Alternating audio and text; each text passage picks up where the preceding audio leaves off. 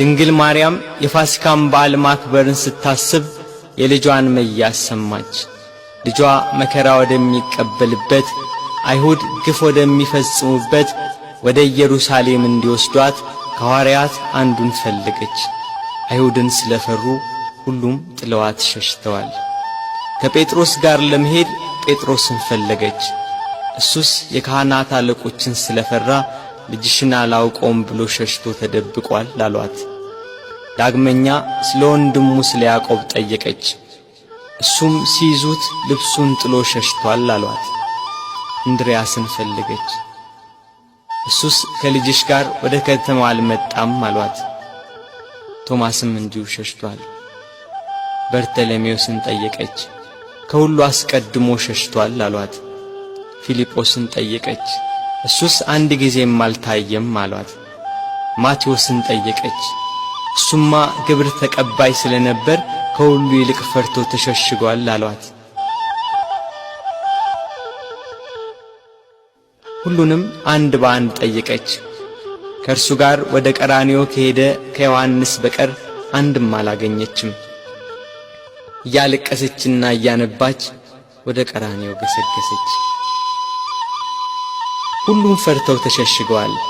አንድስ እንኳን አብሮት የሚሆነው መከራውን የሚጋራው ባለመኖሩ እኒያ ጸሐፍትና የካህናት አለቆች ይግባኝ ብሎ የሚጠይቃቸው፣ ተዉ ብሎ የሚከለክላቸው፣ በቃችሁ ብሎ የሚያግዳቸው ባለመኖሩ በመድኃኔ ዓለም ላይ መከራና ስቃይ ያበዙበት።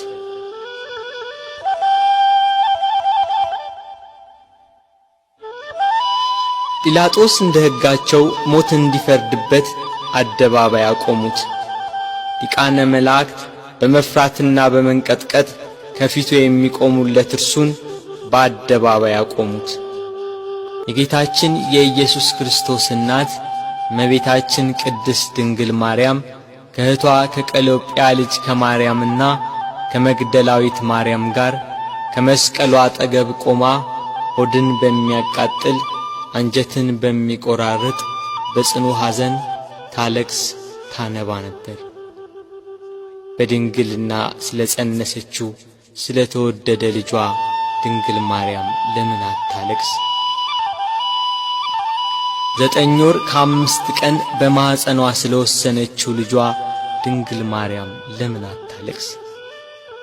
የድንግልና ጡት ወተት ስላጠባችው ልጇ ድንግል ማርያም ለምን አታለቅስ? በስደት ከሀገር ሀገር ተጉዛ በግብጽ በረሃ ስለተንከራተተችበት ልጇ ድንግል ማርያም ለምን አታለቅስ? ራሔል ስለ ልጆቿ የምታለቅስ ከሆነች ድንግል ማርያም ለልጇ ለምን አታለቅስ? ራሔል ከአንድ ቦታ ወደ አንዷ ይዛቸው ላልተሰደደችው ልጆቿ የምታለቅስ ከሆነ ድንግል ማርያም በስደትና በስቃይ ወደ በረሃ ለተሰደደችው ልጇ ለምን አታለቅስ? መቃብራቸውን ላላየችው ልጆቿ ራሔል የምታለቅስ ከሆነች ድንግል ማርያም የታተመ የልጇን መቃብር እያየች ለምን አታለቅስ? የ12ቱ ነገድ አባት ሽማግሌው ያዕቆብ ስለ ልጁ ስለ ዮሴፍ ያለቀሰው ለቅሶ ዛሬ አዲስ ሆኖ ተገኘ።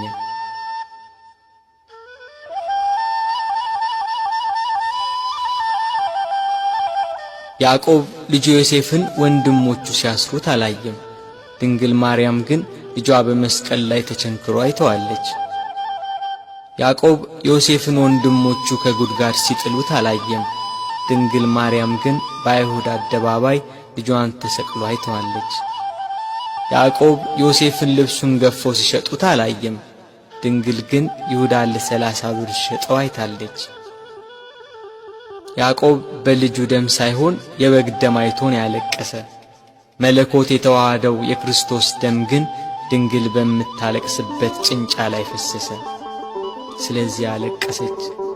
ስለ ተወደደ ልጇ ለምን አታለቅስ?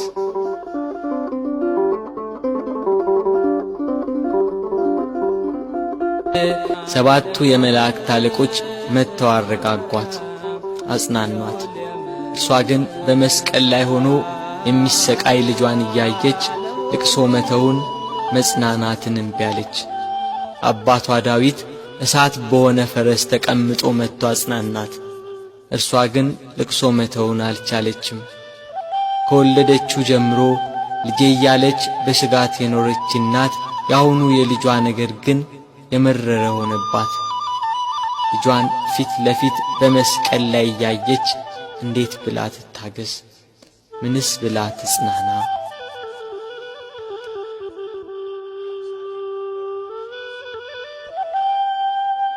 አለመጽናናቷን ያየ ልጇ ወዳጇ እነኋት እናቴን ብሎ የወደው ለነበረው ደቀ መዝሙር ለዮሐንስ አስረከባት። የደሙን መፍሰስ የጎኑን መወጋት የልጇን ሞት ባየች ጊዜ ከሐዘን ብዛት እንዳትሞት ለሚወደው ደቀ መዝሙር ለዮሐንስም ከሐዘን የምታረጋጋ የመዳን ተስፋ የሆነች እናት በመስቀሉ ስር በመገኘቱ እነኋት እናትህ ብሎ የእርሱን እናት ሰጠው። በቀራንዮ ለሚገኙ ሕማምና ሞቱን ለሚዘክሩ ሁላ በዮሐንስ አማካኝነት እናት ተሰጠች።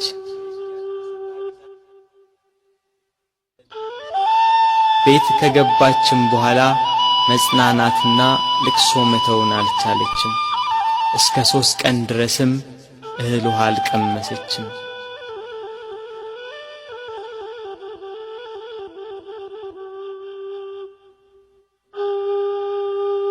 ፀሐይ አናት ላይ ስትደርስ ብርሃኗን ከለከለች። በቀትር ፀሐይ በሚጠነክርበት ሰዓት ኢየሩሳሌምን ጨለማ ወረሳት። ጨረቃም አምላክን በመስቀል ላይ በማየቷ ደም ለበሰች።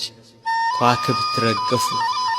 ክርስቶስ በመስቀል ሳለ ትንቢቱ ሁሉ እንደ ተፈጸመ ባየ ጊዜ ተፈጸመ አለ።